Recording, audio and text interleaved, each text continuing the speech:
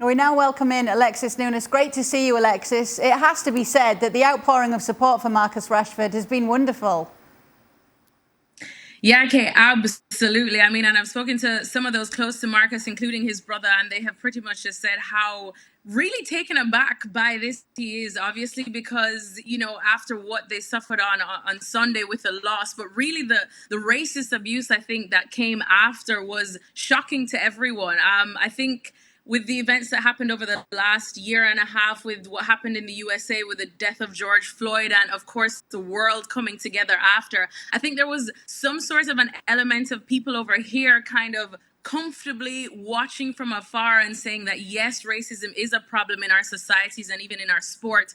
But at the moment, it seemed like it was just a major problem in the United States. But because of what England did in this Euros, making history so many times and, of course, getting to the final, I think a lot of people who normally don't pay attention to football started tuning in, and they themselves, I mean, my neighbors have been messaging me as well, and they're not really football fans, and they were shocked and were asking if this is something that footballers experience on a daily basis or on a weekly basis. And I actually told them, yes, this is something that they have been experiencing, sadly, in the last Premier League season, much more than they have before. This is something that is currently being dealt with. And I think the outpouring after, you saw over 700 people turned up to the mural just today, a couple of hours ago, for a peaceful protest. They took the knee, they left more posters and messages and flags to Marcus, to the point that now they're talking about preserving some of these post-it notes and paper messages, because you do know that it does like to rain, especially in Manchester. So some of them were getting washed away, but now there's talk about preserving them because it really has spoken volume. And I know a lot of bad has come since England lost in that final of the Euro 2020, but now we see that a lot of good of it has come from it as well. Yeah, it's been so encouraging to see, but you talk about the bad that's coming from the final.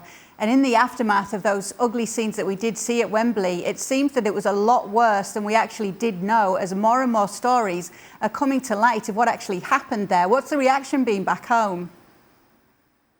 The reaction as well has been absolutely shocking too. Again, like I said, so many people who don't even pay attention to football were just completely taken aback. The government, pretty much, they had parliament today, and it was dominating their headlines. And I mean, just those images there that you see on the screen, that's actually near where Club Wembley is, and that was the VIP entrance. You know, I have a friend who's a World Cup winner for cricket for England, and he was right there when they were breaking in, and I was absolutely shocked because not saying that VIPs, you know, are immune to getting run over by these stampedes sometimes, but you'd expect that they would get top security. But it just goes to show you that the stewards were just not equipped to deal with what happened on Sunday at all. You heard the story that broke this morning of Harry Maguire saying that his father has suffered suspected broken ribs from being involved and around with that mob that really run in, because that's really what it was. And I think it's really held up a mirror, I think, to a lot of fans and supporters and just the public here in England, and wondering why it is that the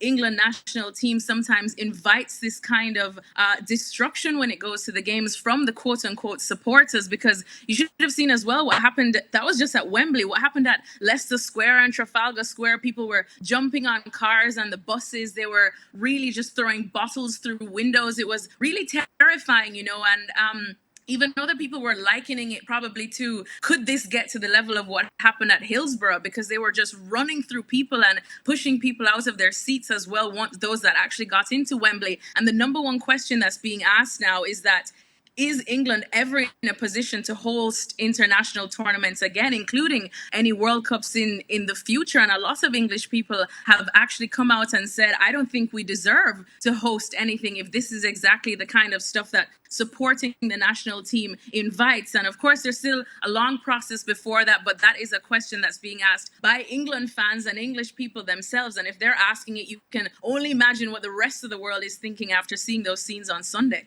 Yeah, such a negative image. It's obviously not going to help any type of bid going forward. Alexis, it's always great to hear from you. We'll speak to you again soon. Thanks so much for watching ESPN on YouTube. And for more sports highlights and analysis, be sure to download the ESPN app. And for premium content and live streaming, subscribe to ESPN Plus.